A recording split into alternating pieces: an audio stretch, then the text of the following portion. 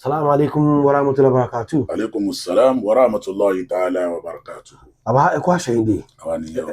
Ẹ kú ọ̀rọ̀ bí. Ẹ Alhamdulillah. kú ilédè Àṣeyìkì Sọ́líù Ajíyọ̀bí ọjọ́ Alfọláni. Rahmatullahi alayhi, rahmatullahi alayhi. Bàbá yìí ọjọ́ ìsìnkú wọn ọjọ́ fìdá wọn ní National Stadium. Nílùú Èkó bí. Kò sáfà tí ò wá. Alhamdulillah. Kò sáfà tí gbogbo orígun mẹ́rin Èkó. Kọ́lá láti Ìlọrin gan àtàwọn bòmíì ló fi lórí ẹ̀pẹ́ wọ́n wá. Bàbá yìí kí ẹ̀rọ ìṣùpọ̀ bàbá yìí àti Àṣeyìkì Ọlárẹ̀wájú Alfọláni. Assalamu alaikum wa rahmatullahi wa barakatuh. Orúkọ mi ni Alhaji Sheikh Dr. Ahmed Ọlárẹ̀wájú Alfọláni. Al-Adabi tí mo nílé iṣẹ́ Sabilun Najat Concept, alhamdulillahi rabbil alamin. Gẹ́gẹ́ bí olóòtú ètò ṣe béèrè pé bàbá wa Maulana Sheikh Arahil Ali Sọ́líù Ajíyọ̀bí ọjọ́ Alfọláni pé báwo ni wọ́n ṣe jẹ́ ọlọ́mọba wa kẹ́ bàbá. Bàbá jẹ́ àáfàá mi, wọ́n jẹ́ bàbá mi torí pé àbúrò bàbá ẹni ni àwọn ni wọ́n tọ́ mi gangan. Ọ̀dọ̀ wọn ni mo ti gba ẹ̀kọ́, ọ̀dọ̀ wọn ni mo ti bẹ̀rẹ̀ ẹ̀kọ́ nípa ọ̀rọ̀ oníkéwúdé yìí, alhamdulillah. Ọ̀dọ̀ wọn ni àwọn ni àáfàá mi, àwọn náà tún ni bàbá mi torí pé àwọn ni wọ́n tẹ̀lé bàbá mi. Òun mú yín láti lọ wálẹ̀ ni àbí Èkó náà bí ṣe ní bóde bọ́dí sọ́dọ̀ wọn. Méjèèjì náà ni olúwa sí kó a lọ lọrin lọ tún gbẹ̀kọ́ pé a lọ skul, àmọ́ pé a lọ kéwú báwa kéwú ọ̀dọ̀ wọn náà la padà sí. Níjọ́ tí wọ́n ṣe fìdá bàbá yìí níjọ́ mẹ́jọ wọn kò sẹ́ni tí ò tọ́ síbẹ̀ yẹn o. Dáadáa bàbá yìí ni àbáwọn torí Sheikh Ọlárẹ̀wájú Alfọláni wá bẹ̀. Torí mi kẹ̀, torí bàbá ni gbogbo àwọn èèyàn fi wá. Torí bàbá dá púpọ̀, wọ́n dá púpọ̀, wọ́n dá Ọlọ́run ṣe wọ́n dáadáa púpọ̀. Ọlọ́run bá fún wa ní second chance láti tún ní pé kéèyàn tó wá láàfáà. Bàbá Ajíyọ̀bí ọjọ́ Alfọláni àwọn náà láàfáà mi títí ayérayé, àwọn náà tó láàfáà mi. Ìkọ́ ọmọ lẹ́kọ̀ọ́ ni o. Ìkọ́ ọmọ l'Al-Qur'an, ìkọ́ ọmọ ní kéwú, ṣe wáàsí ni wọ́n fi mọ bàbá torí aládùúà ni wọ́n. Aládùúà gidi ni wọ́n. Ọ̀dẹ̀ nílé kéwú kọ́ ilé kéwú wa, lórúkọ ilé kéwú wa ní jẹ́ Darul Istinlahi Al-Islamiyya. Ìtumọ̀ rẹ̀ ni pé ilé ẹ̀kọ́ tí ń wá gíga fún ọmọnìyàn tó wá jẹ́ ti ẹ̀sìn Islam. Ilé ẹ̀kọ́ yẹn la dá kalẹ̀ ni bàbá dá kalẹ̀ ní 1950 ní Èbúté Mẹ́ta. A ṣe 50 years níjọ́ wo ní ìta ṣe 50 ọdún. Tí ilé kéwú yẹn ti wà. Tí ilé kéwú yẹn ti wà. Ilé kéwú yẹn Èbúté Mẹ́ta ni bàbá dá sí. Látara pé wá wà l'Èbúté Mẹ́ta náà ló tún wá káàkiri nílùú Èkó. Àti ìgbọ́wọ́ tún ní ńlá ẹ̀kan ní ibi tó ń kọ́lé sí ní Àlímọ̀ṣọ́ lọ́run. Ó wà ní Rashidi Bello ní Ègbè ní Kọ̀tún. Ilé kéwú ńlá wà ń bẹ̀ tó jẹ́ ti Darul Istinlahi. Ó wà ní Ìlẹ́mọ̀nà ní Kwara State. Ó wà ní Olúládé nílọrin ní Kwara State. Ó wà lámọ́yọ̀ náà ní Kwara State. Ó wà káàkiri bẹ́ẹ̀ tí bàbá dálẹ̀. Ìdí ẹ̀kọ́ kan tọmọ torí pé ilé kéwú ńlá ni tí àwọn èèyàn máa mú ọmọ wá káàkiri. Àwọn èèyàn máa mú ọmọ wá káàkiri pé ẹ bá wa tọ́ àwọn ọmọ yìí. Tọ́lọ́run dẹ̀ gba ọwọ́ bàbá tọ́ wọn. Àwa kọ́ ni àkọ́kọ́ ọmọ kéwú àti láwọn aṣíwájú tó ti jáde. Tó gbàbẹ̀ kọjá táwọn náà ti tún jẹ́ èèyàn ńlá láàyè wọn kó tó kọrú àwa yìí. A jẹ́ pé skọ́là la ni bàbá nígbà ayé wọn. Skọ́là tó dẹ̀ gbé skọ́là náà káàkiri. Wọ́n gbé dé London, wọ́n gbé dé Amẹ́ríkà. Wallahi, alhamdulillah, kọlọ́mbà aṣàlékún ìkẹwọn. Láwùjọ Mùsùlùmí ṣe àṣẹ̀tún lè rí bàbá Ajíyọ̀bí ọjọ́ ní dáadáa wọn tó ṣe. Irú Ọlọ́run ọba nìkan ni ò sí.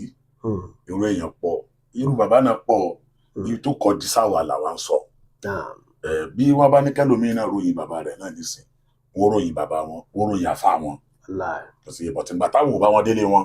You understand? Tá a dẹ̀ mọ́ bọ́tọ̀ ọ̀pọ̀lọpọ̀ àwọn àfà ní sámọ̀ ní àwọn bàbá, kò sẹ́ni tó sọ̀rọ̀ bàbá láì dáa. Kò dẹ̀ sẹ́ni tí bàbá ò fún níwọ̀ rẹ̀. Nínú gbogbo àwọn tọ́jọ́ jẹ́ contemporary àtàwọn tó tún tí bàbá gan bá láyé tí wọ́n tún ju bàbá lọ lọ́jọ́ orí, bàbá fún wọn níwọ̀ wọn. Àwọn tó já sí wípé wọ́n jọ jẹ́gbẹ́, bàbá fún wọn níwọ̀ wọn. Àwọn tí bàbá tún wá jù lọ wọ́n fún wọn níwọ̀n wọn. láwọn àléfà. Láwọn àléfà kò sẹ́ni tí bàbá ò fún níwọ̀n rẹ̀ tó fi dórí ọmọ kéwù. kí wàá ní ẹ̀kọ́ tí ẹ̀yin náà rí mú kọ́ lára bàbá yí ọbẹ̀ ọjọ́ látàrí tá a rí yìí ọjọ́ mẹ́jọ wọn. Alhamdulilayi rabbil alamin, ẹ̀kọ́ tí mo rí kọ́ ń bẹ̀ ni wípé kéèyàn ṣe dáadáa, torí pé tá a bá wo ìgbésí ayé bàbá, gbogbo wáàsí tí bàbá ṣe láyé àti tẹ̀fsírì ni tí wọ́n ṣe nú àwẹ̀ ni àti máa lọ sí wáàsí káàkiri ni àyà kan ni bàbá máa ń kọ́kọ́ fi ṣe wáàsí. Àyà kan, gbogbo ẹni tó bá súnmọ́ wọn dáadáa tó bá mọ̀ wọ́n á mọ̀ pé àyà kan ni bàbá ó kọ́kọ́ fi ṣe wáàsí. Kí ni àyà náà? Àyà yẹn lọ́lọ́run padà lò fún bàbá lọ́jọ́ ọ̀gbẹ̀yìn ayé wọn. Ọlọ́run sọ nú Al-Qur'an, bismillahir rahmanir rahim, Olúwa ní mani amila salihan falinafsihi wa mani asaa fa'alayha wa ma rabbuka bizallamin lil abid. Olúwa sọ wípé ẹni bá ṣe dáadáa ò ṣe é fẹ́ nìkan, ó ṣe forí ara rẹ̀ ni o. Ẹni bá dẹ̀ ṣàbúrú náà ò ṣe é fẹ́ nìkan, ó ṣe forí ara rẹ̀ ni. Ọlọ́run ní ṣàbòsí lórí ẹnìkan, lórí ẹnìkọ̀ọ̀kan. Dáadáa àyà ẹni bàbá máa ń tẹnu mọ́ jù, náà máa ń tẹnu mọ́ jù tí gbogbo àwọn èèyàn dẹ̀ mọ̀ bẹ́ẹ̀. Torí ẹ gbogbo ayé mọ̀ kí bàbá wallahi ó ní dáadáa ni wọ́n dẹ̀ gbé ilé ayé wọn ṣe dáadáa lórí ọmọ ọlọ́mọ ni. Ìyẹn lọ́lọ́run fi san wọ́n lẹ́san tó san wọ́n lẹ́san lọ́jọ́ gbẹ̀yìn. ẹ̀kọ́ bẹ̀fẹ̀ yìí ń kọ́. Ẹ̀kọ́ bẹ̀fẹ̀ mi ni wípé kéèyàn náà mú dáadáa ni o, kọ́lọ́n jẹ́ káwa náà lè jọ wọ́n. Kọ́lọ́njà lè jọ wọ́n.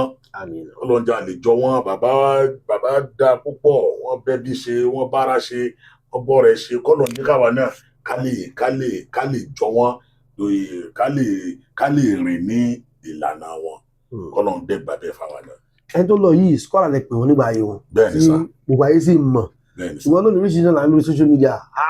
Ẹ mọ́ wọn lọ lé kéwú, àwọn ọmọ tẹ́kẹ́ lọ sí ilé ìwé, ẹ̀ tó bá padà pálí kéwú pálí gbogbo ẹ̀, iṣẹ́ ọ̀nà fi ṣe ẹ̀kọ́ ń ṣe kíní kan ni ẹ̀kọ́ ẹ̀yìn náà ti rí.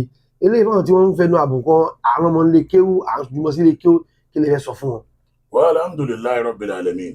Ká rán ọmọ lọ lé kéwú, ká mọ́ ọmọ lọ lé kéwú, ó depend lórí pé ilé kéwú la fẹ́ mọ́ ọmọ lọ. Ilé kéwú la fẹ́ mú ọmọ lọ. Kò sí aburú ń bẹ kọ́mọ lọ lé kéwú. Kò dẹ̀ wá sáburú ń bẹ kí ọmọ tó ní western education.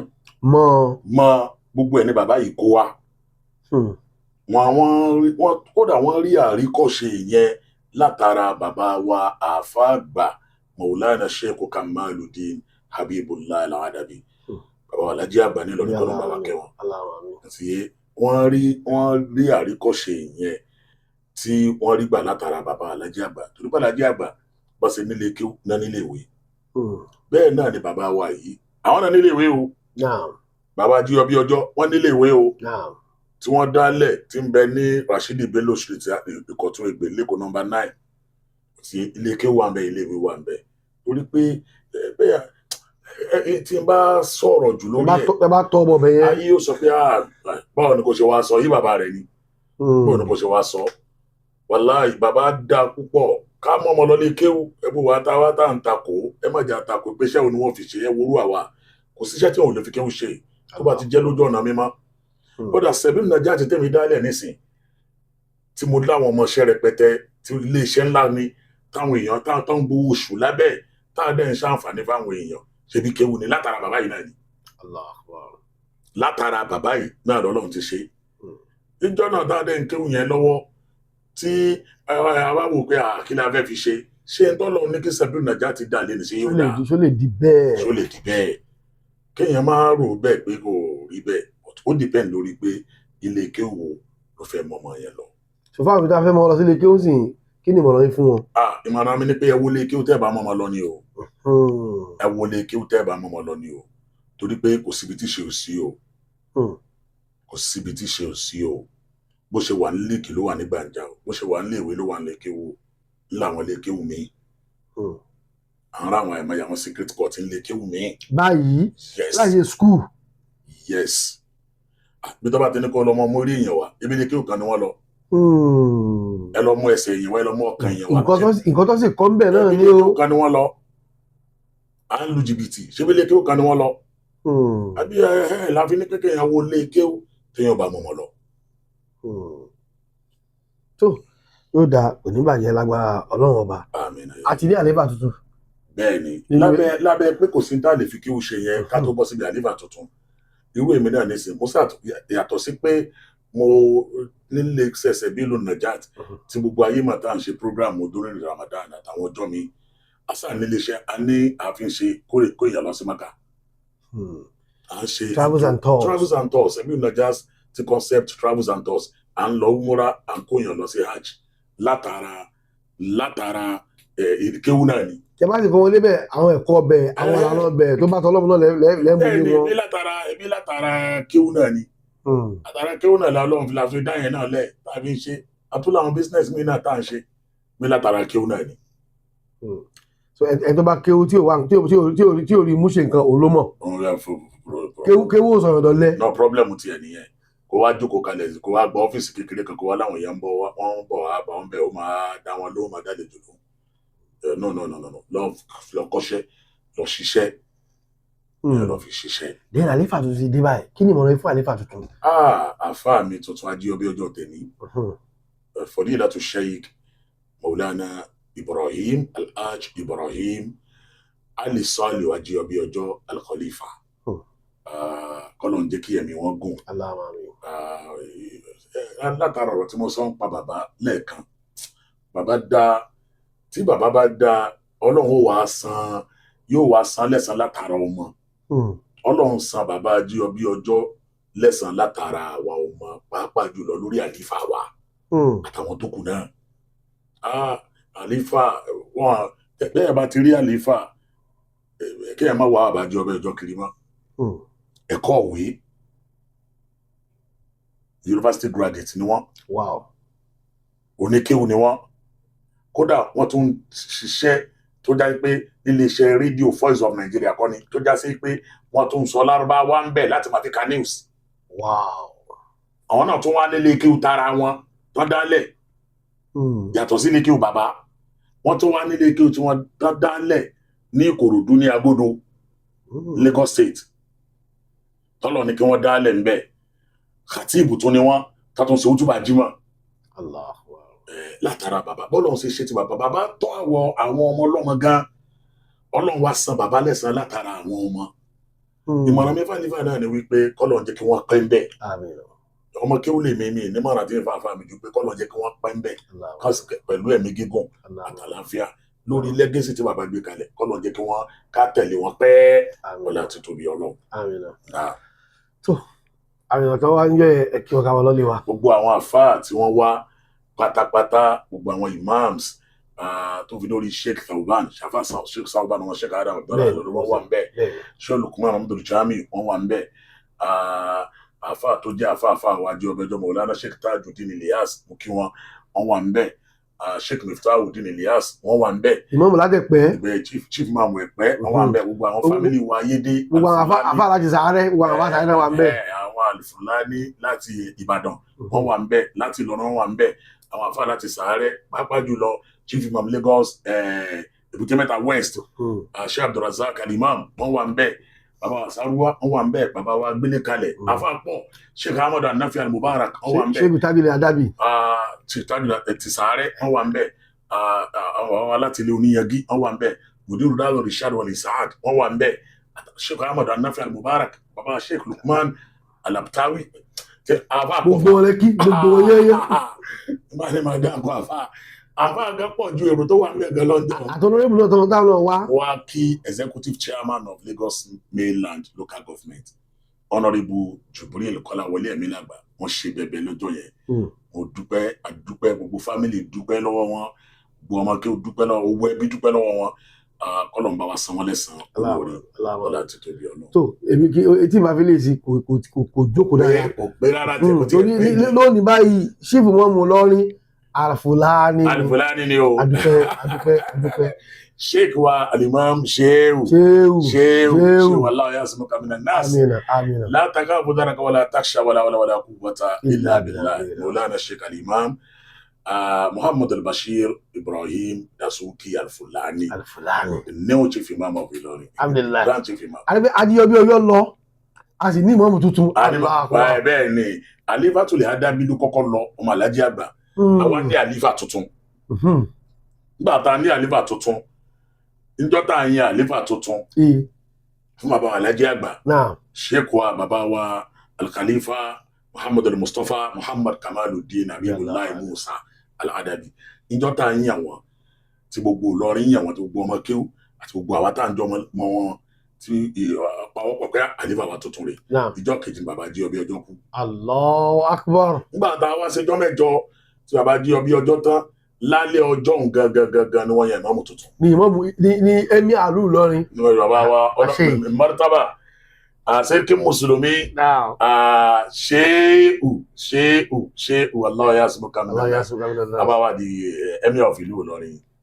Bàbá wa kábíyèsí o Sulka Inani Gambari alẹ́ ọjọ́ tí a parí ẹ̀rí pé ọjọ́ tá a ṣèjọ́ mẹ́jọ yẹn ọjọ́ Wednesday ni Wednesday ní ọjọ́ tá a ṣèjọ́ mẹ́jọ tó bàbá jí ọbí ọjọ́ alẹ́ ọjọ́ gangan ni wọ́n yan ìmáàmù tuntun. Allahu Akbar.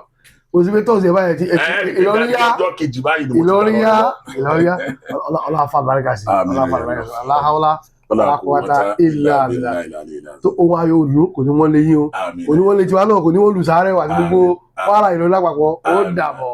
Kindly subscribe to our YouTube channel, O2FM Lagos. Bye.